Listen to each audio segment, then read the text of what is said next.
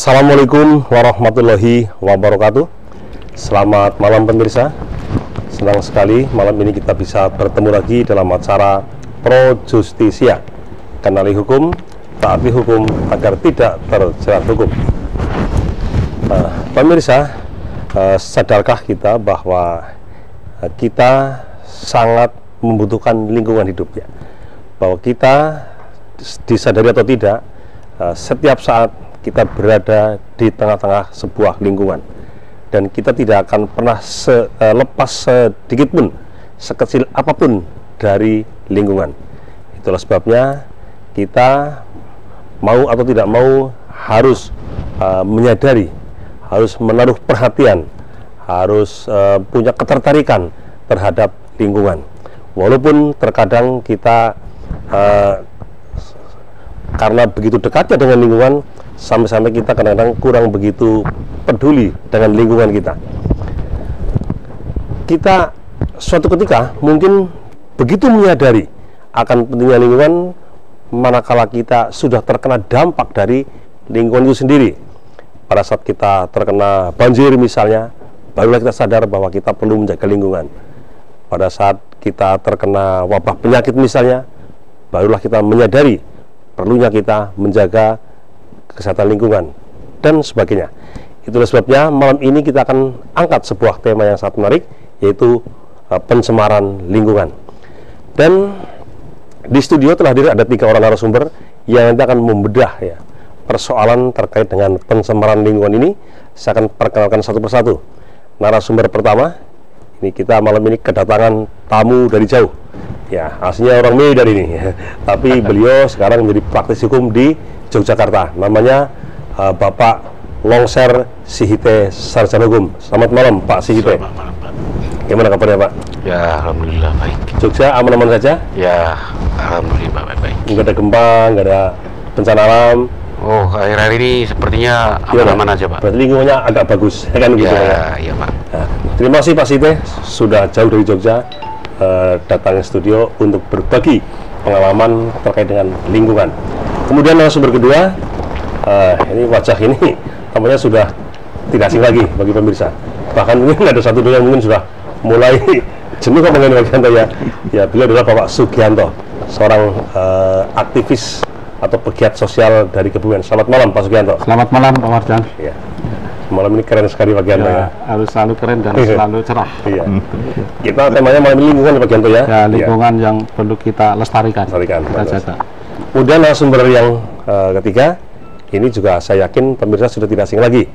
Beliau adalah pengasuh tetap acara Pro Justisia, Bapak Dr. Muhammad Hambali MK. Selamat malam Pak Hambali. Selamat malam Pak Marjan. Semangat tetap Pak Hambali. Alhamdulillah siap. Ya. Harus Semangat ya. Ya. Ini narasumbernya malam ini keren sekali nih ya. Dan kita kedatangan tamu dari Jogja Pak Hambali ya. Nah, mudah-mudahan kehadiran beliau Pak Sihite Sarjana Hukum ini selain ada pengalaman ke Kebumen Pak ya. Iya. Kalau nggak salah Pak Sihite asli Medan Pak ya? Iya Pak. Horas Medan. Horas Pak. Horas ya. Iya, Horas. Nah, kalau Mas Gianto horas gitu. Ini Horas ya. Dan kepada para pemirsa, seperti biasa kami juga mengundang Anda untuk berpartisipasi dalam acara ini. Bagi yang ingin bergabung silakan hubungi kami di 0287 382 453 atau kirim SMS melalui SMS atau WA di 0821 333 55547. Program ini juga bisa Anda ikuti melalui live Facebook Ratih TV Kebumen atau live YouTube di Ratih TV Kebumen. Baik pemirsa, kita akan segera berbincang mengenai tema malam ini, pencemaran lingkungan. Ke Pak Sihite dulu nih. Tadi di awal sudah saya sampaikan Pak Sihite ya. Kita manusia ini setiap saat berada di tengah-tengah lingkungan. Iya Mas. Sehingga mau tidak mau lingkungan pasti punya pengaruh kepada kehidupan kita kan gitu. Iya. Nah, sebelum jauh berbicara mengenai dampak dan sebagainya, supaya masyarakat ada pemahaman yang jelas dulu Pak Sihite. Bisa dijelaskan apa sesungguhnya yang dimaksud dengan lingkungan itu sendiri Pak Sihite? Ya, terima kasih pemirsa Ratih TV dimanapun berada. Menurut sepengetahuan saya tentang lingkungan hidup Pak Warjan, Ya. sebagaimana yang tertuang di dalam semacam tujuan dari negara kita ini itu kan sudah dituangkan di dalam pembukaan Undang-Undang Dasar 1945,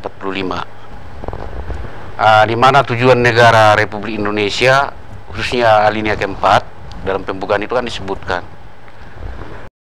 mencerdaskan kehidupan bangsa, terus mensejahterakan kehidupan bangsa, mewujudkan masyarakat adil makmur, juga termasuk ikut serta dalam usaha pembelian negara. Nah, dalam hal ini kalau sudah dikatakan tentang lingkungan, menurut analisa saya, Pak, seperti ini, bahwa lingkungan hidup itu telah didasarkan dan diletakkan di dalam pasal-pasal yang berhubungan dengan Undang-Undang Dasar 1945, khususnya pasal 28 huruf A poin 1, di mana dikatakan di sana setiap orang berhak untuk hidup,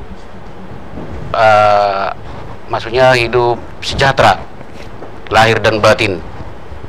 Dalam hal ini mempunyai tempat tinggal dan berhak mempunyai lingkungan hidup. Nah, di sini kan ada kata lingkungan hidup, serta mempunyai hak untuk pelayanan kesehatan. Dalam landasan pasal inilah menjadi suatu penegakan yang tegas terhadap hak asasi manusia, sudah semacam diamanatkan oleh Undang Dasar NKRI 1945. Oleh karena itu tinggal bagaimana penegak hukumnya sekarang. Berarti hak atas lingkungan itu juga merupakan salah satu hak asasi, Pak Site? Oh iya, jelas. Lingkungan itu hak asasi manusia termasuk, karena di lingkunganlah kita beradaptasi, makan, juga melakukan hal-hal yang berhubungan dengan lingkungan. Yang dimaksud lingkungan itu apa saja, Pak Site? Lingkungan itu adalah semacam tatanan bagi seluruh rakyat yang mengerti tentang hukum dalam berbangsa dan bernegara. Artinya tatanan hidup itu aturan hukumnya, norma-normanya harus kita taati, sehingga aturan hukum tadi, norma-norma hukum tadi itu bermanfaat. Baik. Sejauh mana pentingnya lingkungan hidup bagi manusia, Pak Site? Oh ya, lingkungan hidup itu ya harus kita lestarikan, kita jaga. Sebab menurut Undang-Undang Nomor 32 tahun 2009 jelas dikatakan di sana syarat-syaratnya dan harus dipatuhi setiap orang, karena undang-undang itu sudah mengamanatkan kepada kita kepada semua orang supaya kita lestarikan, jangan sampai dirusak. Seperti itu, Pak.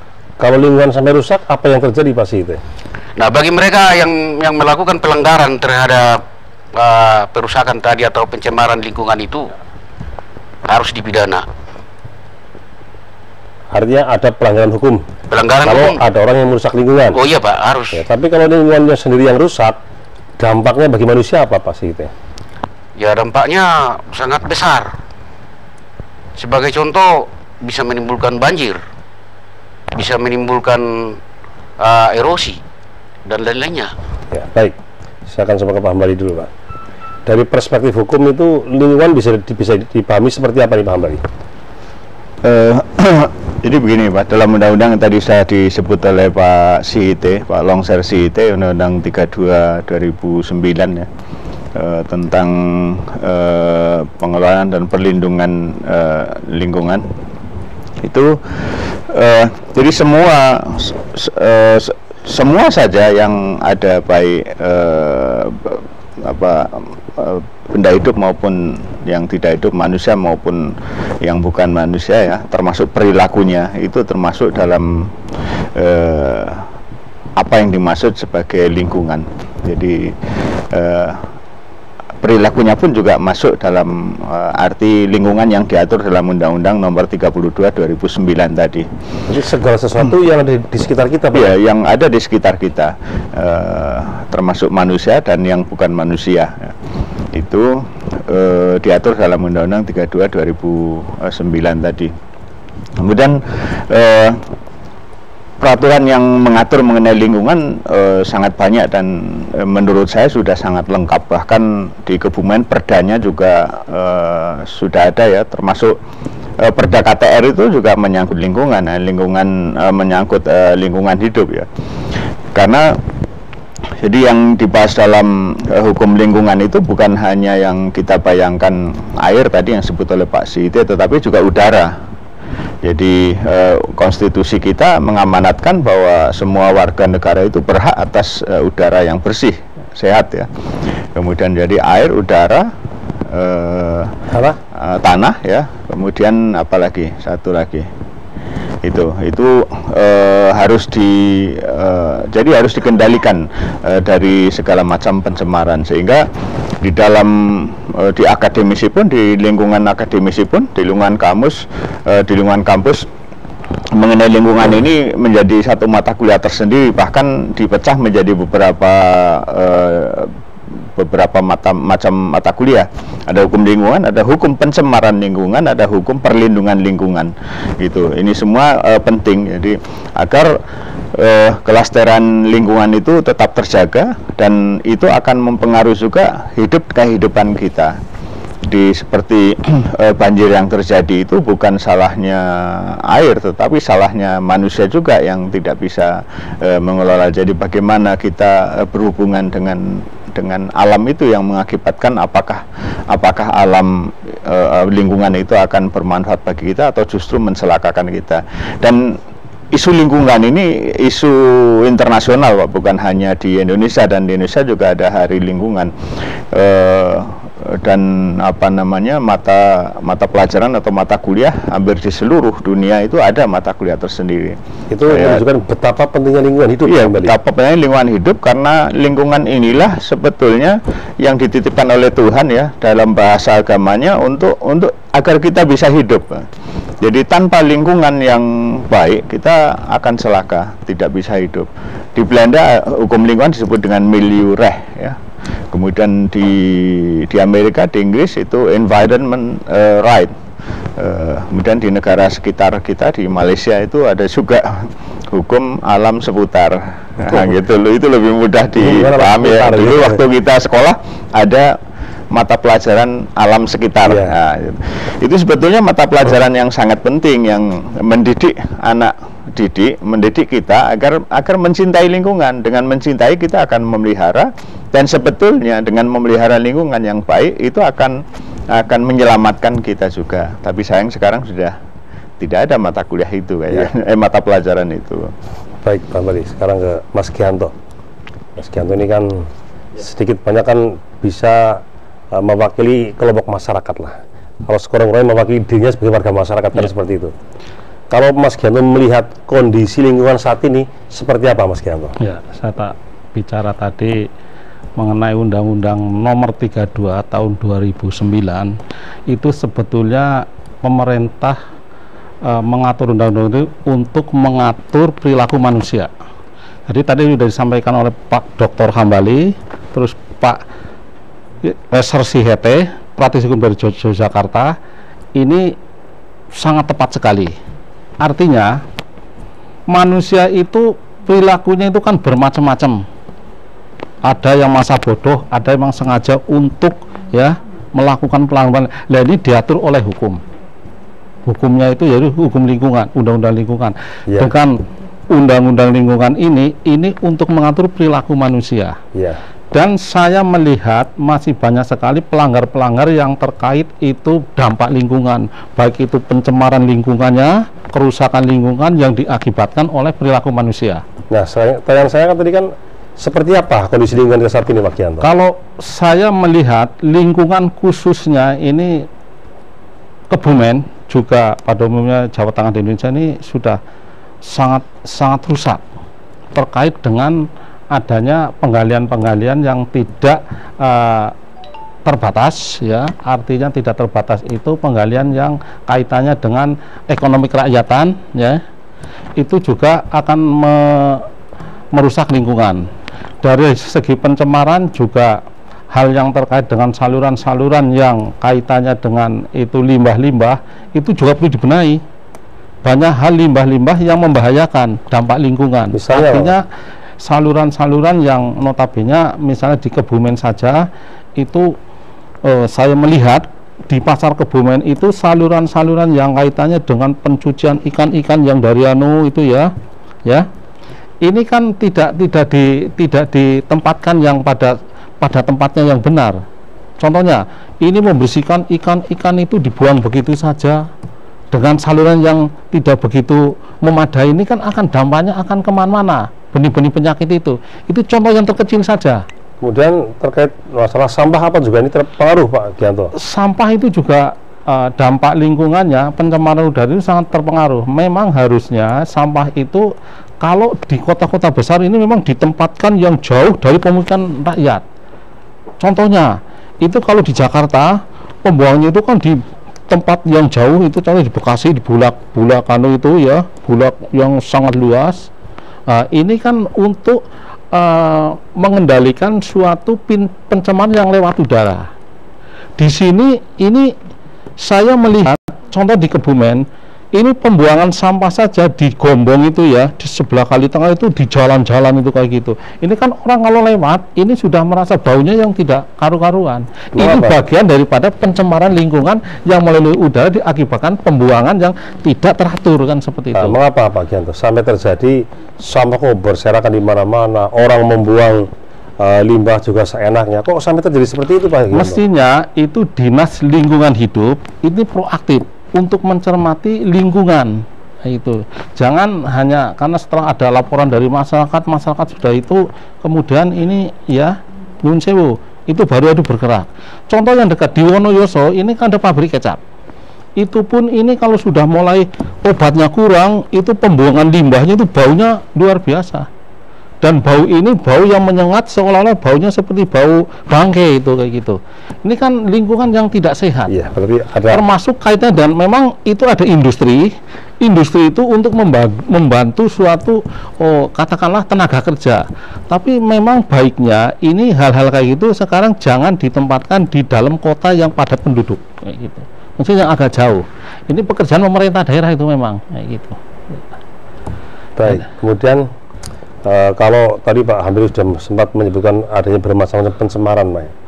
Nah, kalau tadi saya sampaikan Pak Gianto ada sampah segala macam itu mungkin pencemaran, bisa pencemaran air, bisa pencemaran tanah kan itu ya. Kalau pencemaran udara seperti apa Pak Gianto? Pencemaran udara itu memang dampaknya ini ya sangat ya mengganggu suatu pernapasan, mengganggu bau yang tidak sedap. Itu dikarenakan limbah-limbah yang masih harus dibuang ya, atau di sistem di sistem salurkan melalui sistem teknologi supaya tidak ini memang harus ditanggulnya seperti itu, sehingga dampaknya nanti tidak merugikan orang yang di sekitarnya kayak gitu. Bahwa selama ini kan tidak kayak gitu. Contohnya limbah-limbah tahu itu limbah ya itu ya. Ini kalau merokok itu bisa menyebabkan pencemaran udara. Merokok itu kan hal-hal yang hak asasi manusia. Menurut saya bisa mencemarkan, tapi nilainya itu sangat kecil sekali. Tidak perlu dikhawatirkan itu kayak gitu. Ya. Kalau dilihat secara umum Pak Gianto ya, sudah seberapa membayakankah kondisi lingkungan kita bagi kehidupan manusia? Kalau menurut saya Kebumen ya masih di tahap yang saja ya, belum begitu membahayakan, tapi perlu dibenahi, perlu diberikan kaitannya dengan hal-hal yang nanti bisa membahayakan. Diberikan ya misalnya dari dinas, khususnya Dinas Lingkungan Hidup itu juga memberikan masukan-masukan pada pengusaha-pengusaha, pada orang yang biasa membuang sampah sembarangan, ya pendidikan-pendidikan yang nanti akhirnya ini bisa membahayakan masyarakat secara keseluruhan kan gitu. Ya, baik. Ya. Pak, sebelum ke Pak Site ini kita harus break dulu ya Pak Site ya. Jadi karena kita udah bicara banyak mengenai konsep-konsep lingkungan. Tadi sudah dijelaskan oleh narasumber bahwa lingkungan itu segala hal yang ada di sekitar kita, ya. Kata Pak Hambali itu baik yang benda mati maupun benda hidup. Dan untuk menjamin adanya lingkungan yang baik bagi manusia, maka kemudian adalah regulasi yang mengatur tentang lingkungan, yaitu Undang-Undang Nomor 32 tahun berapa, Pak Hambali? 2009. Dengan adanya regulasi itu dikandung maksud agar terjadi tata kelola yang baik, sehingga lingkungan itu nanti akan memberikan dampak yang positif kepada manusia, karena lingkungan yang baik dan bersih, lingkungan yang baik dan sehat ini merupakan salah satu hak asasi manusia. Kita akan lanjutkan perbincangan kita, jangan kemana-mana, tetaplah di Pro Justisia.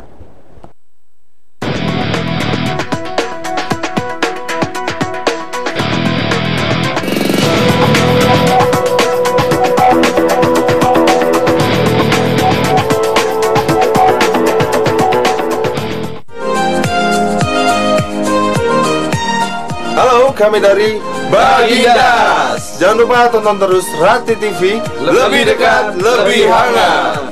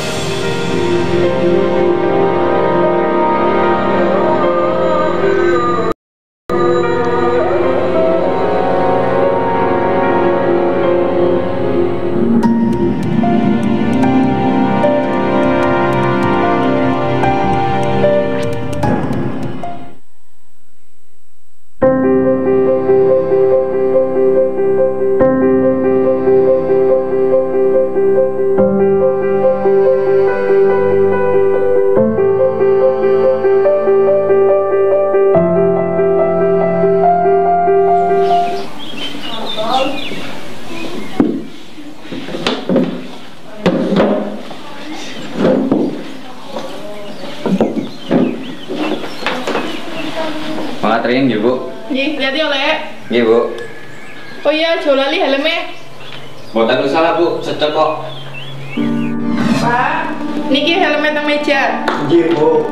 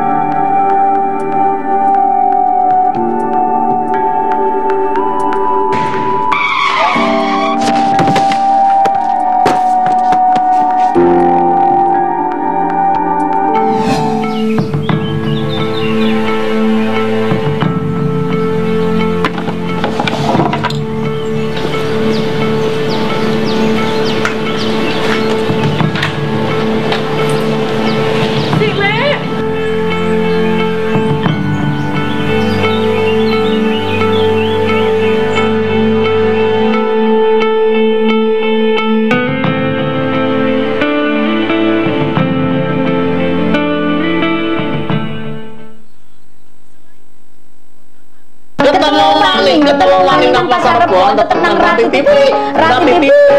Rati TV Gemboke Pasar Rebo. Monggo.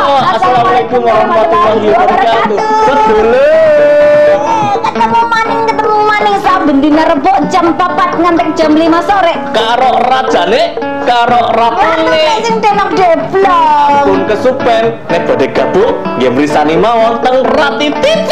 Rati TV Kebumen lho. Lebih dekat, lebih hangat.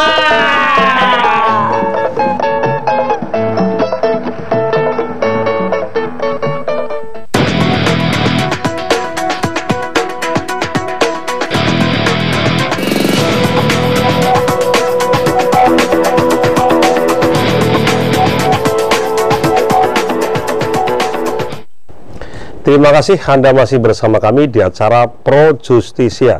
Kenali hukum, taati hukum agar tidak terjerat hukum. Kita akan lanjutkan perbincangan kita mengenai pencemaran lingkungan bersama narasumber kita. Ada Bapak Longser Sihite, sarjana hukum, praktis hukum dari Yogyakarta.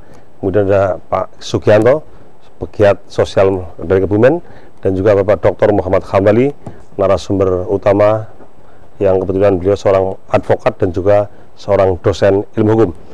Dan Anda yang ingin bergabung jangan lupa hubungi kami melalui saluran telepon dan SMS yang bisa Anda lihat di layar televisi Anda. Dan Anda pun juga bisa mengikuti acara ini melalui saluran Facebook ataupun YouTube. Baik, sebelum ke narasumber, ini ada SMS yang masuk, akan saya bacakan terlebih dahulu. SMS pertama. Menurut narasumber praktisi hukum, bagaimana pandangan hukum yang berlaku di Indonesia jika pemanasan global warming mengenai potensi dan ancaman lingkungan yang kemungkinan terjadi di Indonesia? Aan, Kebumen. Nah, ini. Jadi ini kan isu global ya Pak Hambali ya, bukan cuma di Kebumen di Indonesia, tapi isu global, adanya pemanasan global warming ya. Ini menjadi isu yang sangat besar. Ini bagaimana pandangan dari para praktisi hukum terkait dengan isu itu? Sekarang ke siapa dulu nih? Pak Sihite. Pak Sihite, silakan. Bisa Bapak Hambali aja. Iya Pak Hambali dulu aja. Iya baik. Gini Pak. Jadi sebenarnya regulasi mengenai lingkungan ya, itu sudah cukup lengkap Pak, di Indonesia. Baik dari undang-undang sampai dari konstitusi, undang-undang sampai turunannya ke bawah. Jadi tinggal persoalannya adalah penegakan hukumnya. Jadi penegakan regulasi itu bagaimana. Jadi masalah global warming pun juga sudah diatur di situ sebagai suatu suatu ancaman, potensi ancaman yang mungkin bisa terjadi, dan nyatanya ini sudah terjadi kan. Iya, baik Pak Hambali. Ya. Mohon maaf saya potong Pak. Ini ada penelpon Pak. Oh iya iya. Ya, karena penelpon kadang susah untuk menyambung. Siap. Saya akan tanggapi dulu. Halo, selamat malam. Halo. Iya. Halo, selamat malam.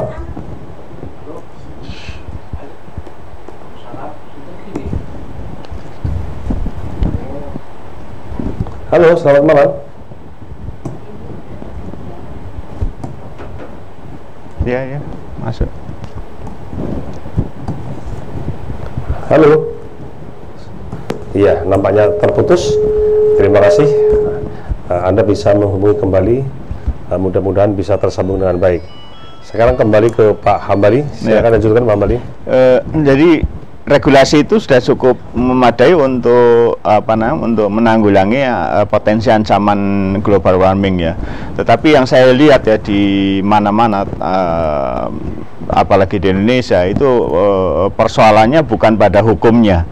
Jadi persoalannya pada justru penegakan hukumnya, law enforcement-nya, dan pada budaya hukumnya. Sering kita bicarakan bahwa penegakan hukum itu kan ada empat faktor yang mempengaruhi. Yang pertama hukumnya, itu sendiri bisa ditegakkan atau tidak. Ya, menurut saya hukum mengenai lingkungan ini bisa ditegakkan, jadi memadai. Kemudian yang kedua, penegak hukumnya mau menegakkan apa tidak. Gitu. Kalau penegak hukumnya tidak mau menegakkan, padahal meskipun hukumnya itu sendiri bisa ditegakkan, maka tidak ada penegakan hukum, tidak ada law enforcement. Gitu. Nah, dengan tidak adanya law enforcement ini yang menjadikan pemanasan global, global warming ya, atau pemanasan global benar-benar bisa terjadi, dan ini sudah terjadi. Ini menunjukkan bahwa kita masih mengeksplorasi lingkungan itu secara semena-mena, secara sewenang-wenang, sehingga mengakibatkan adanya ketidakseimbangan. Sebenarnya global warming itu kan ketidakseimbangan alam. Kalau memang dan global warming ini yang menimbulkan berbagai persoalan, termasuk persoalan musim. Kita musim sekarang sulit ditebak kan. Ini musim kemarau atau musim hujan kan gitu. Ini musim durian atau musim kalau musim durian kemarin kan luar biasa gitu. Jadi musim sudah sulit ditebak.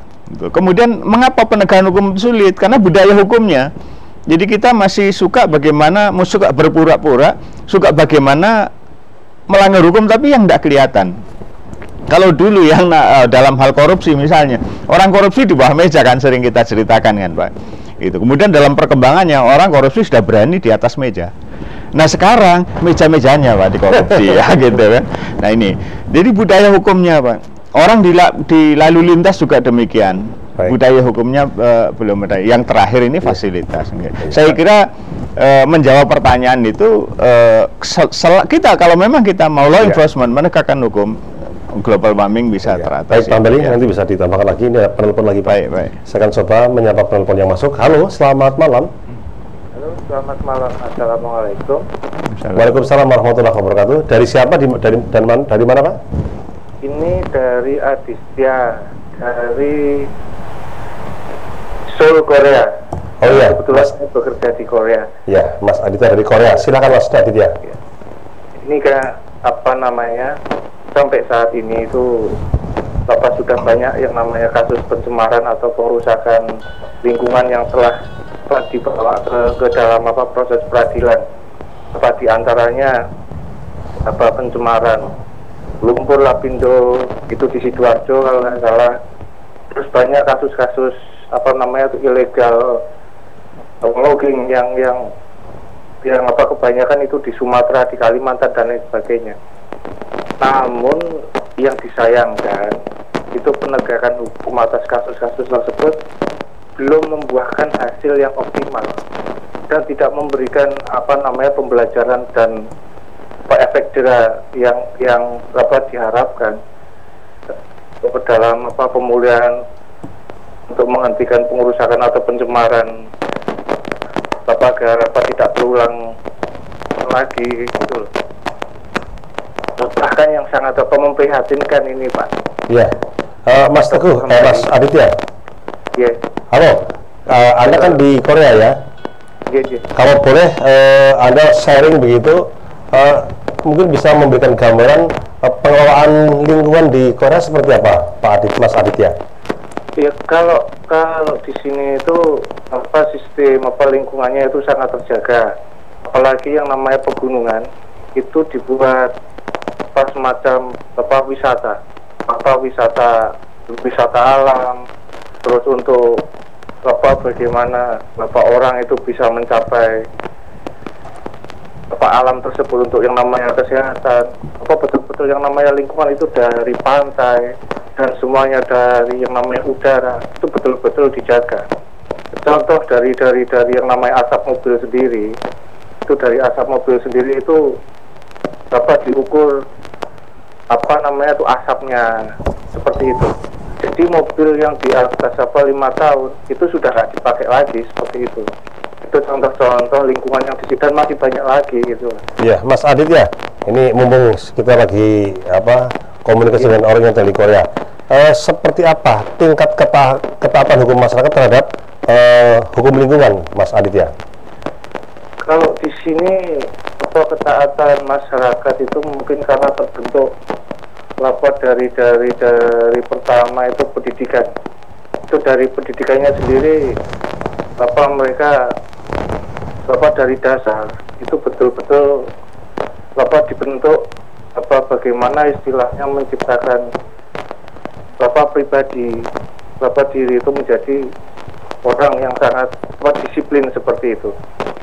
Disiplinnya tinggi, misal membuang hal yang terkecil itu membuang sampah. Itu membuang sampah itu ya pada tempatnya. Seperti itu tuh hal yang kecil. Yang pasti disiplinnya itu dimulai dari tingkatan dasar sendiri itu. Dari masyarakatnya itu sendiri, Pak. Seperti itu, Pak Wadah. Iya, baik. Mas lagi disampaikan, Mas Aditya? Yang ingin saya tanyakan, ini dengan adanya kasus-kasus seperti itu di Indonesia, itu mengapa ya istilahnya kasus-kasus tersebut tidak pernah berhasil menyeret para pelaku perusak lingkungan ke dalam penjara? Nah, apakah ini hukum kita yang tidak mampu menjangkau, ataukah kemauan dari aparat penegak hukum itu sendiri yang tidak ada, atau mindsetnya, nah ini SDM-nya yang tidak memenuhi seperti itu? mohon apa penjelasan apa dari narasumber sendiri dan Pak Dr. Hambali itu, Bapak mohon penjelasannya seperti itu, Pak. Baik. Terima kasih seperti itu. Terima kasih, Mas. Tambahan lagi satu, ya kalau bisa ini acara seperti ini itu diadakan di dalam ya misal alun-alun Kebumen kayak gitu. Ini acara yang namanya hukum ini sendiri untuk membangun yang namanya itu integritas hukum di Kebumen seperti itu, Pak. Ya, itu yang saya harapkan seperti itu, dimulai dari Pro Justisia ini. Diadakan kelas langsung di alun-alun sekali-kali, seperti itu. Maaf mungkin permintaannya agak seperti itu. Ya, seperti itu aja. Makasih sekali. Assalamualaikum. Wassalamualaikum warahmatullahi wabarakatuh. Ya, terima kasih Mas Aditya langsung dari Korea. Ini cukup memakan waktu tapi nggak apa-apa karena ini kesempatan yang sangat langka ya Pak Hambali ya. Jadi intinya itu tadi Mas Aditya menyampaikan bahwa masih cukup banyak persoalan yang terkait dengan kerusakan lingkungan di Indonesia. Nah, ini persoalannya adalah pertanyaannya terkait dengan penegakan hukum, Pak. Apa hukumnya nggak menjangkau, atau aparat penegak hukumnya, atau ada faktor lain kan seperti itu, Pak.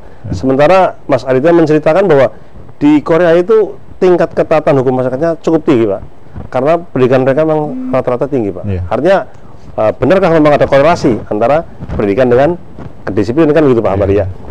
Baik, mungkin Pak Hambali dulu Pak, silakan. Iya, baik. Terima kasih Mas Aditya. Ini pemirsa setia Pak. Jadi setiap malam minggu dan saya punya nomornya dan saya share juga temanya apa setiap ini. Terima kasih sekali lagi.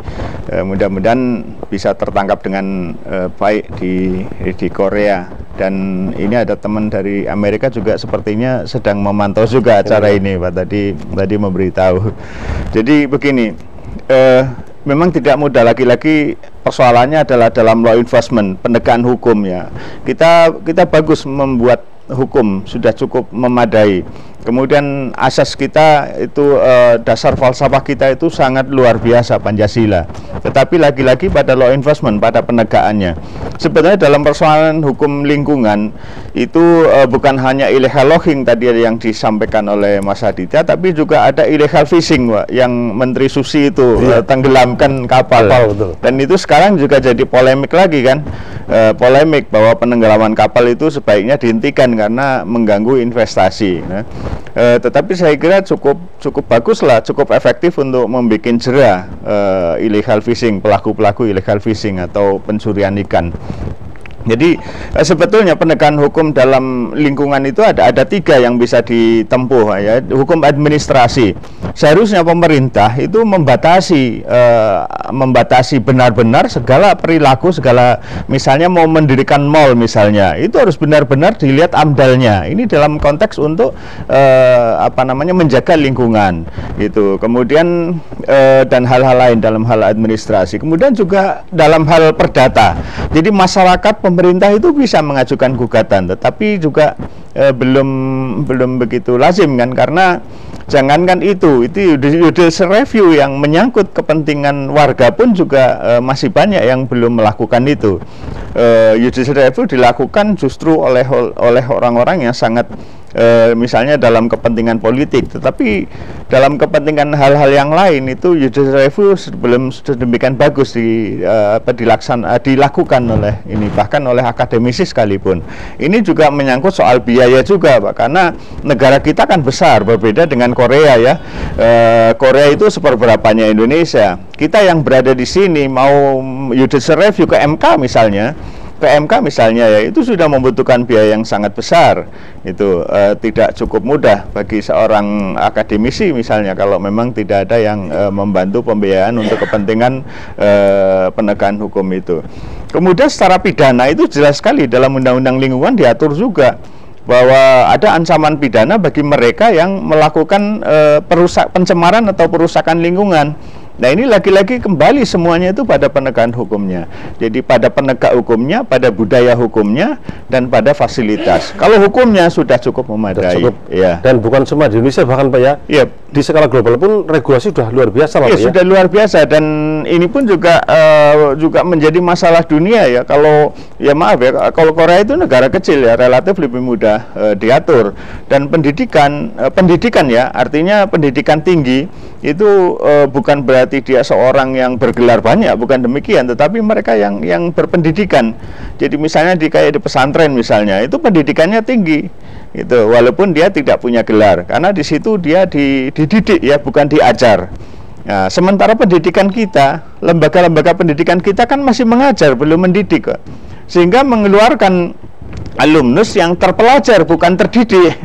Nah, ini akibatnya terpelajar itu otaknya, aspek kognitif saja yang ditempa, belum sampai pada aspek perilaku. Nah, hukum lingkungan Undang-Undang 32 2009 itu sudah menyangkut perilaku.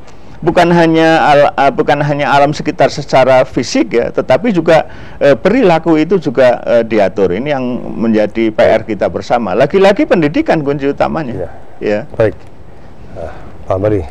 Demikian Mas Aditya dan juga pemirsa, sudah ada tanggapan yang sangat jelas dari narasumber bahwa persoalan yang lebih rumit nampaknya memang ada pada aspek penegakan hukumnya ya. Hukum sudah cukup memadai, tapi memang penegakan hukum bukan perkara yang mudah, karena itu butuh kesadaran di semua pihak, baik aparat termasuk masyarakat dalam berpartisipasi dalam menegakkan hukum juga sangat penting. Kemudian tadi sudah di SMS yang pertama, Pak Amir juga sudah cukup banyak menjelaskan tentang global warming ya, pemanasan global. Ini memang menjadi isu global termasuk di Indonesia. Maka sesungguhnya persoalan lingkungan ini menjadi tanggung jawab semua orang sebenarnya. Semua pihak punya tanggung jawab untuk menjaga lingkungan. Baik, sekarang kita sampai teruskan ke SMS berikutnya dari pemirsa. Narasumber yang terhormat, bagaimana langkah konkret untuk memberikan pembelajaran bagi masyarakat menjaga lingkungan di sekitar, terutama khususnya pemanfaatan sungai yang baik, kenyataan masyarakat membuang sampah sembarangan. Terima kasih dari Sahbani. Ya, terima kasih Mas Sahbani. Ini ada pertanyaan sangat bagus Pak, sangat bagus dan realistis sekali ya. Jadi bagaimana memberikan pembelajaran kepada masyarakat secara konkret supaya masyarakat itu tidak menyadari akan manfaat sungai, tidak buang sampah sembarangan. Ini gimana? Mungkin masih itu dulu Mas. Ya, kita berbicara masalah penegakan hukumnya Pak.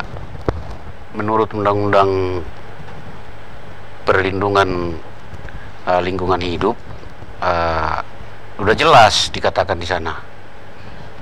Seperti yang diterangkan Pak Ambali tadi, ada secara administrasi, ada secara perdata, terlebih pidana. Pasal 41 Pak, ya, Undang-Undang PPLH jelas di sana disebutkan dan dikatakan seperti ini: barang siapa dengan sengaja memasukkan sesuatu, membuat lingkungan itu, alam sekitarnya atau lingkungan itu menjadi rusak atau menjadi tidak berfungsi, dipidana 10 tahun penjara. Itu pendekatan yuridis ya. Artinya biasa saja kita memberikan pembelajaran kepada masyarakat kalau masyarakat melanggar hukum. Nah itu makanya. Itu dijerahkan itu ya. Nah, itu ayat 2-nya lagi Pak, paling pokok lagi. Nah, tadi kan di ayat 1 dikatakan 10 tahun penjara. Ya. Nah apabila di ayat 2, jadi mereka yang dengan sengaja melakukan pengerusakan atau pencemaran lingkungan ini yang mengakibatkan matinya manusia, di penjara 15 tahun penjara, kan lebih fatal kan. Nah disinilah perspektif masyarakat kita tidak menyadari hukum itu. Kenapa hukum itu tidak diberlakukan seadil-adilnya? Akan bergantung kepada penegak hukumnya. Oleh karena itu ya dikatakan penegakan hukum lingkungan ini belum efektif dan belum efisien, sehingga belum bisa memberikan efek jerah pada masyarakat. Belum, sama sekali belum. Sehingga masyarakat cenderung untuk melakukan perusakan lingkungan pun enak-enak saja kan? Ya, gitu, apalagi membuang sampah sembarangan kan? Jadi senaknya aja. Jadi makanya saya bilang nggak kurang keren kali ya hukum lingkungan ini, sehingga kebanyakan orang atau masyarakat mengabaikan gitu loh. Iya. Beda dengan contohnya korupsi misalnya. Tidak. Setia Novanto ditangkap begini begono ya kan. Setiap hari langsung rame. Ya. Langsung rame kan. Kalau ada orang membuang sampah sembarangan, dampaknya kemudian bisa menyebabkan orang meninggal. Ya kelihatannya juga dingin saja kan begitu. Nah itulah. Makanya perlu secara administrasi seperti yang dibilang Pak Dr. Hambali tadi. Secara penegakan hukum secara administratif ini perlu dilakukan pengawasan. Pengawasan itu siapa? Ada dua pihak, pemerintah dan masyarakat. Masyarakat pun bisa ikut mengawasi ya Pak? Pengawasan ya harus masyarakat yang melakukan pengawasan, juga pemerintah. Itu tertulis di dalam pasal 71 bahwa yang melakukan pengawasan dalam hal ini pemerintah, yaitu dilakukan oleh kepala daerah, gubernur, wali kota, bupati gitu. Dan apa tindakan sanksi hukumnya? Ya bisa memberikan semacam teguran secara administratifnya Pak. Terus ya mencabut izin lingkungannya bagi pencemaran-pencemaran seperti tadi. Nah oleh karena itu pemerintah seharusnya benar-benar menegakkan hukum ini supaya masyarakat tahu efek jerahnya. Iya. Seperti itu Pak. Baik Pak Site, Pak Gianto, ini masih ada persoalan tentang penegakan hukum yang dianggap belum efektif Mas Gianto ya, sehingga masyarakat belum merasakan efek jerah. Orang melanggar undang-undang tentang perlindungan lingkungan, ya nyatanya nggak apa-apa, itu nggak ada efek apa-apa misalnya. Gimana Pak Gianto? Kalau menurut saya itu memang khususnya masyarakat ini menyadari ya adanya bertentangan dengan hukum bila mana membuang sampah sembarangan. Itu harus menyadari. Itu yang pertama. Kedua, kebiasaan orang Indonesia ya ini memang maunya seenaknya sendiri, sehingga tidak menyadari bahwa kebersihan, pengaturan lingkungan untuk bersama-sama, sehingga perilaku yang tidak baik ini tidak merasa bersalah. Itu yang pertama.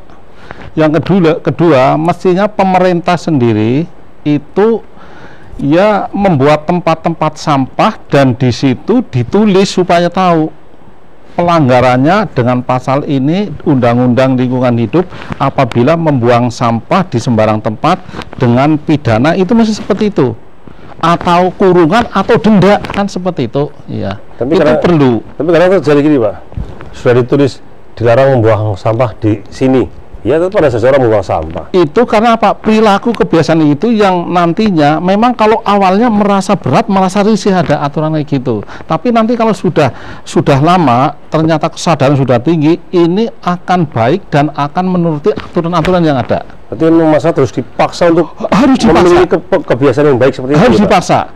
Kalau cara-cara misal membuang sampah itu hanya pidana, itu tidak ada himbauan, tidak ada contoh-contoh yang baik untuk itu tetap tidak jerak.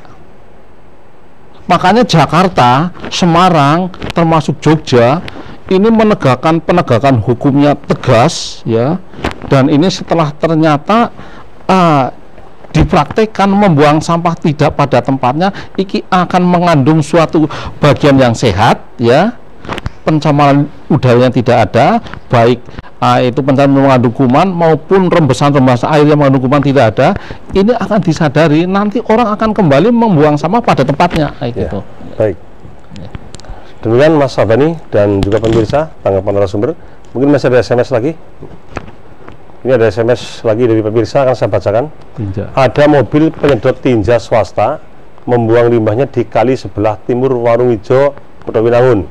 Apakah kami warga boleh menegur langsung atau kemana pengaduan cepat supaya tidak lagi membuang limbah sembarangan? Terima kasih, Mbah Bejo Kebumen. Nah ini kasus konkret Pak Hambali. Jadi ada mobil penyedot tinja itu ternyata limbah itu dibuang di saluran air Pak, di kali Pak, dan itu nampaknya mengganggu masyarakat. Apakah masyarakat punya hak untuk ikut melakukan penegakan hukum atau misalnya harus mengadu, lalu kepada siapa supaya cepat ada respon? Pak Hambali silakan. Jadi yang pertama menegur boleh-boleh saja Pak, dalam arti mengingatkan ya, tetapi memberi sanksi tidak bisa ya, karena ya. dia bukan masyarakat bukan penegak hukum. Jadi apalagi main hakim sendiri ya, ya rombongan pun lah gitu ya.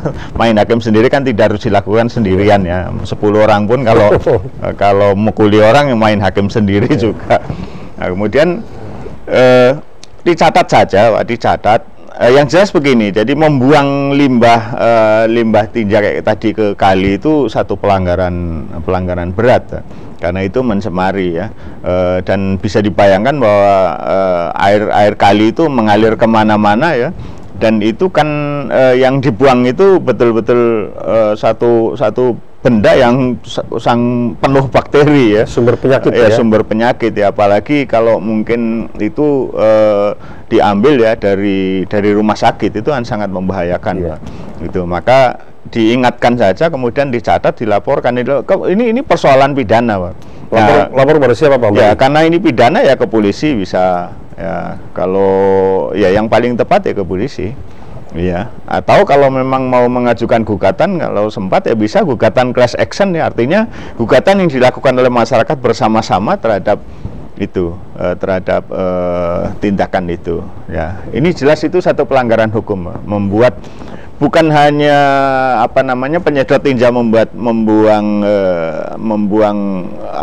ke kali, bukan, tetapi kita rumah tangga ya membuang limbah itu ke kali, itu juga pelanggaran ya. Iya, setiap rumah sebaiknya punya tandan ya, punya tempat penampungan ya, septic tank ya. Iya. Baik, demikian Mbah Bejo dan juga pemirsa RT TV, sudah sangat gamblang penjelasan dari narasumber bahwa pembuangan limbah tinja ke kali itu pelanggaran hukum, dan masyarakat boleh mengingatkan kepada pelaku. Kalau memang kira-kira tidak bisa diingatkan, masyarakat punya hak untuk mengadukan permasalahan ini atau melaporkan kepada pihak berwajib. Karena ini pelanggaran pidana, maka bisa mengadukan kepada pihak kepolisian, atau mungkin juga kepada pihak lain yang ke pemerintah pun juga mungkin bisa, itu karena ada unsur administrasinya juga. Saya kira demikian tanggapan dari narasumber untuk Pak Bejo dan juga para pemirsa RT TV. Baik, mungkin masih ada SMS yang lain ya. Ini saya akan bacakan lagi SMS berikutnya. Selamat malam Bapak-bapak narasumber. Karena di studio ada beberapa orang praktisi hukum, pertanyaan saya, apa peran dari praktisi hukum dalam mengelola lingkungan? Apa selama ini ada LSM di Kebumen yang bergerak dalam bidang lingkungan? Terima kasih dari saya, Taman Winangun. Nah, ini yang pertama, ini praktisi ya, ini para praktisi yang harus menjawab ini. Apa peran praktisi hukum dalam ikut menjaga lingkungan, dalam mengelola lingkungan? Mungkin Pak Meli dulu, Pak. Kalau praktisi hukum kan begini, Pak. Dalam arti praktisi hukum kami ini advokat ya. Jadi bisa saja kita sama-sama warga negara, hanya memiliki hak untuk mengajukan memiliki izin untuk beracara di pengadilan. Itu bedanya dengan masyarakat. Kami pun masyarakat. Jadi peranannya sebetulnya bisa saja, kalau memang ada class action kita bantu, kita beri bantuan dan konsultasi hukum gitu. Kalau memang ada masyarakat yang mau mengajukan gugatan class action atau mungkin mau melaporkan pidana. Kemudian kalau LSM saya tidak tahu, ini kebetulan ada aktivis LSM ya, mungkin lebih bisa menjawab ya. Ya, tapi yang jelas ini dari praktis hukum sebagai warga masyarakat sama dengan yang lain Pak ya, hak dan kewajibannya. Cuma dengan profesinya sebagai praktis hukum, sebagai advokat, ini paling tidak ketika ada menghadapi persoalan-persoalan tentang kerusakan lingkungan, ini dari pengacara bisa memainkan perannya, membantu masyarakat, memberi bantuan atau memberi konsultasi. Ini saya kira satu peluang yang sangat bagus ya. Termasuk ketika tadi itu ada kasus pencemaran lingkungan ya, masyarakat merasa dirugikan, boleh mengajukan class action dan bisa minta bantuan pengacara kan gitu ya. Dan karena ini persoalan masyarakat, tentunya pengacara kan juga tidak semua itu akan dikomersilkan. Ada misi sosial Pak Amel ya. Atau tambahan satu Pak, soal pembuangan tinja tadi ya. Jadi kalau memang itu mau dimasukkan ke ranah hukum itu dicatat nomor mobilnya ya, kemudian bila perlu difoto, kemudian perlu ada saksi, jadi orang yang melihat ya paling enggak 2 lah gitu. Jadi jangan sekedar melaporkan apalagi katanya, itu nanti bisa jadi fitnah ya. Termasuk kapan kejadiannya, kapan kejadiannya, di mana ya. Gitu. Baik. Jadi mengingatkan kembali ke Pak Bejo tadi, kalau memang itu kasus itu akan dilanjutkan ke ranah hukum, tolong untuk dicermati kembali, diambil beberapa fakta hukumnya, misalnya dicatat mobilnya, nomor mobilnya, kemudian difoto mungkin ya, ada saksinya, kejadiannya di mana, kapan dan sebagainya. Itu bisa dikumpulkan sebagai bahan untuk mengajukan gugatan. Baik, Mas Gianto, ini ada orang bertanya nih. Ada nggak di Kebumen ini LSM yang bergerak di bidang lingkungan nih? LSM bergerak di bidang lingkungan mesti ada saja. Tetapi saya sebagai LSM juga itu kan ya hanya tidak bisa menuntut, tidak bisa mengadili, hanya bisa melaporkan kepada pihak-pihak terkait. Contohnya, di mana itu ada penambangan liar yang kaitannya akan merusak lingkungan, saya sudah laporkan pertama kepada perizinan, ya. Itu kami sebagai lembaga kemasyarakatan melaporkan pada perizinan. Sudah pernah dilakukan? Sudah beberapa kali saja. Kemudian saya juga melaporkan hal kayak gitu kepada polisi. Pernah terjadi, yaitu laporan ternyata setelah saya perhatikan beberapa hari bahkan berbulan-bulan tidak ada gerakan apa-apa. Tidak ada kelanjutannya? Tidak ada gerakan, tidak ada langkah untuk bahasanya itu menyetop ataupun memberhentikan atau mencabut izinnya apabila tidak berizin. Itu ya Satpol PP bergerak kan masih seperti itu. Hanya dibiarkan saja? Ternyata itu ada pembiaran. Pembiaran? Iya. Jadi kalau saya sebagai lembaga swadaya masyarakat, khususnya LSM, ini kalau nanti saya terlalu keras ya, ini justru dampaknya tidak baik. Ya. Bagi siapa? Bagi saya sendiri. Iya. Misalnya saya harus menekan pada itu perizinan. Itu perizinan ya sudah, atau pada masyarakatnya. Ya bisa, saya berani-berani ya bisa-bisa saja. Tapi menurut saya laporan ini kan sudah cukup. Adanya laporan masyarakat, ada laporan kelembagaan bahwa ada penambang ataupun ini kelompok yang nantinya akan merusak lingkungan, tentunya harus ditindaklanjuti oleh, kalau memang izin itu oleh dinas perizinan ya. Kalau tidak kan ya, tentunya bisa Satpol PP, bisa Polres kan seperti itu. Ya. Jadi sudah beberapa kali melakukan laporan. Oh, sudah ya, berkali-kali itu. Artinya, iya, LSM di Kebumen sudah ada yang bergerak melakukan sesuatu, cuma belum optimal hasilnya gitu. Baik, mungkin Mas ada SMS lagi, Mas? Ya, ini ada lagi SMS. Bagaimana pandangan hukum jika seorang oknum penegak hukum membantu atau menutupi pelaku terjadinya tindakan pencemaran lingkungan yang sudah jelas melanggar hukum? Dari RM Kebumen. Terima kasih RM. RM ini singkatan apa saya nggak tahu. Bisa Raden Mas, bisa rumah makan, bisa macam-macam. Yang jelas ini dari saudara RM Kebumen yang telah mengirim SMS. Ini bagus sekali Pak Mali. Bagaimana kalau sampai ada aparat penegak hukum, oknum penegak hukum justru membantu atau menutupi pelaku terjadinya tindakan pencemaran lingkungan yang jelas melanggar hukum, Pak Hambali? Ya kalau membantu ini pertama membantu, bukan yang menutupi dulu. Kalau membantu jelasnya turut serta. Turut serta ya? Iya, turut serta. Turut serta melanggar hukum. Turut serta melanggar hukum walaupun penegak hukum. Iya. Itu ya bisa masuk ke situ. Kemudian kalau dia menutupi kemudian tidak mau, apalagi dia menutupi pelaku terjadinya pelanggaran pencemaran lingkungan, itu bisa dilaporkan ke atasannya saja. Atasannya kan pasti ada atasannya, dan atasan paling atas itu presiden kan. Itu caranya begitu. Ya, jadi kalau membantu berarti dia ikut serta melanggar hukum. Ya. Tapi kalau menutupi itu melanggar tugas profesi. Iya, seperti tadi yang Pak Gianto ceritakan sudah beberapa kali melaporkan tidak ada tindak lanjutnya, itu bisa ditindaklanjuti dengan dilaporkan ke atasannya, Pak.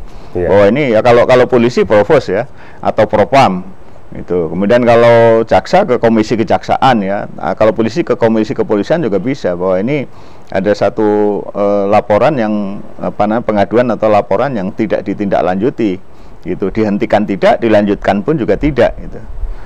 Ya, saya kira sudah sangat jelas ini kepada saudara RM Kebumen. Ya, jadi itu jawabannya. Kalau memang menemukan ada oknum yang berbuat seperti itu, bisa laporkan saja kepada atasannya.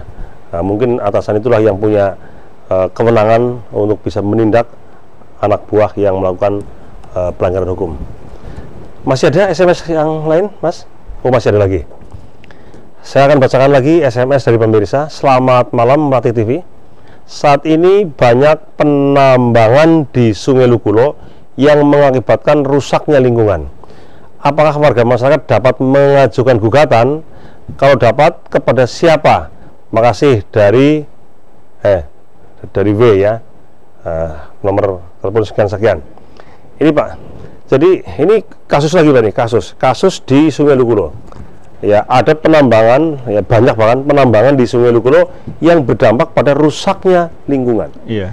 Ini kalau masyarakat merasa dirugikan, apakah masyarakat bisa menggugat? Bisa. Kepada siapa dan bagaimana caranya Pak Amari? Jadi bukan hanya masyarakat yang bisa mengajukan upaya hukum kepada penambang liar yang merusak itu, tetapi pemerintah pun, Pak, itu bisa mengajukan tuntutan hukum kepada penambang yang merusak lingkungan tadi. Jadi bukan hanya masyarakat, lingkungan, pemerintah juga bisa. Tentu untuk melakukan ini bisa juga bukan hanya gugatan itu kan perdata, bisa juga administrasi ya. Kalau memang dia punya izin dicabut.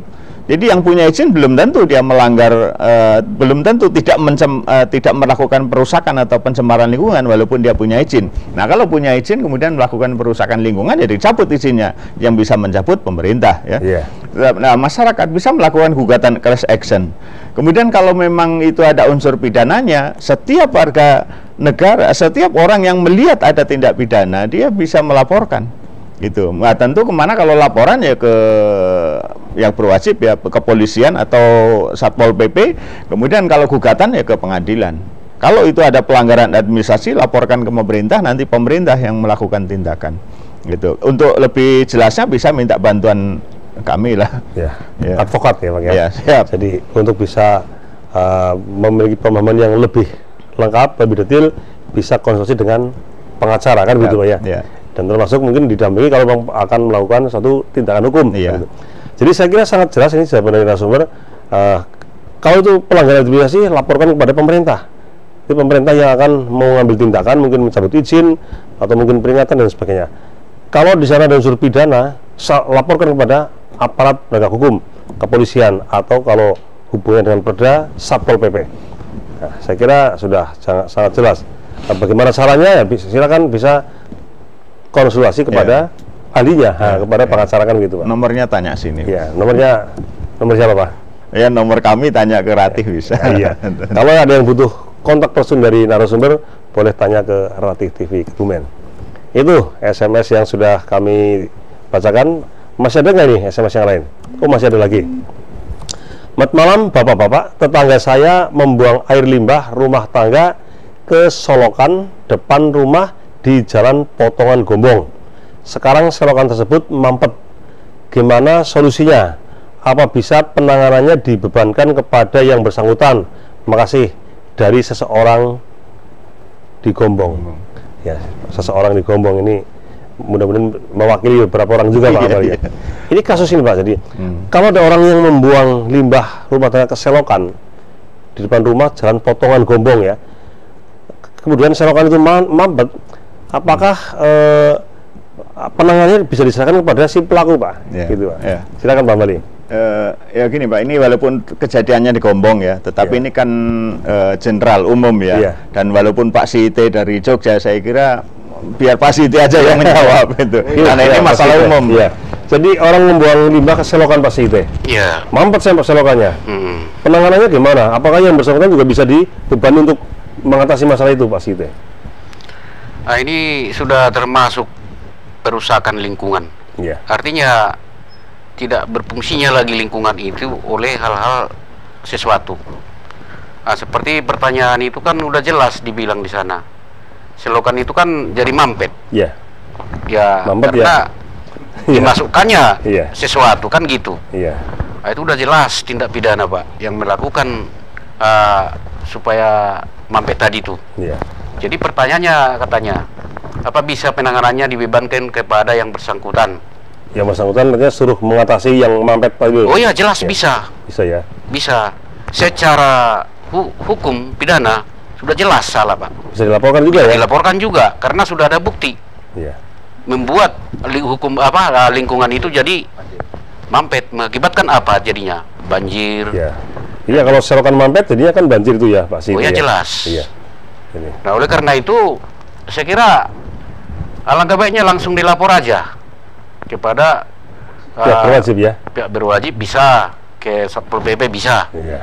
Karena ini sudah menyangkut pidana, Ya. merusak lingkungan gitu, Pak. Baik Pak Siti, sudah sangat jelas saya kira ya. Jadi kalau saya pakai istilah mampet Pak ya, kalau Pak Iya. Siti kan mampet ya, sama saja itu ya. Sama Iya, saja, sama saja. arahnya mengarah ke Iya. sana. Jadi kalau kasusnya seperti yang disampaikan oleh seseorang di Gombong itu pelanggaran pidana kata Pak Siti, sehingga itu bisa dibebankan kepada yang bersangkutan untuk mengatasi juga bisa. Itu mungkin pendekatan persuasif lah. Kalau mau nggak mau bisa dilaporkan kepada aparat penegak hukum, kan begitu Pak Siti ya. Ya, baik. Sudah habis SMS atau mungkin masih ada? Kalau habis ini waktunya udah habis nih. Kita nggak terasa ternyata sudah 1 jam kita berbincang-bincang mengenai pencemaran lingkungan, dan saya sangat berterima kasih kepada para pemirsa yang sudah memberikan atensi dalam bentuk SMS maupun telepon. Karena waktu sudah habis, ini akan segera kami akhiri dan saya akan berikan kesempatan kepada narasumber untuk menyampaikan closing statement. Yang pertama dari Mas Gianto, mungkin ada hal yang disampaikan di akhir pertemuan ini. Saya mohon pada warga khususnya Kebumen, pertama jangan membuang sampah di saluran-saluran air.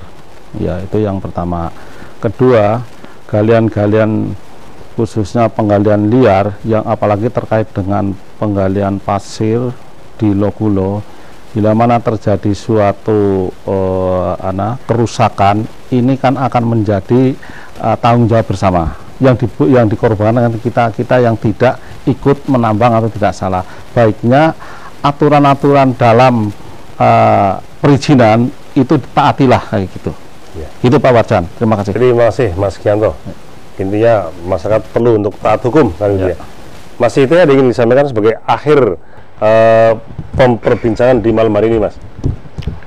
Ya, saya menganjurkan kepada seluruh rakyat Indonesia supaya taatlah hukum. Artinya, kalau kita mentaati hukum itu kan berarti kita sudah turut serta berpartisipasi membangun negara kita ini. Karena apa? Ya jelas, karena kita membuang sampah sembarangan atau melakukan semacam pencemaran lingkungan atau perusakan lingkungan, tetap berhadapan dengan hukum. Ya. Oleh karena itu saya mohonlah supaya masyarakat sadar dan taat akan hukum. Terima kasih. Terima kasih Pak Sito ya. Intinya masyarakat perlu taat hukum agar tidak terjerat hukum. Untuk taat hukum perlu mengenali hukum kan gitu. Iya. Seperti apa moto dari acara kita. Kenali hukum, taati hukum agar tidak terjerat hukum kan gitu. Terakhir Pak Hambali silakan. Dalam kesempatan ini kami menghimbau agar kita menjaga lingkungan untuk keamanan, kenyamanan, dan kesehatan kita bersama. Saya kira itu, Pak. Ya, terima kasih Pak Hambali. Ya. Pak Gianto, Pak Site, yang jauh dari Medan ke Jogja langsung ke Kebumen.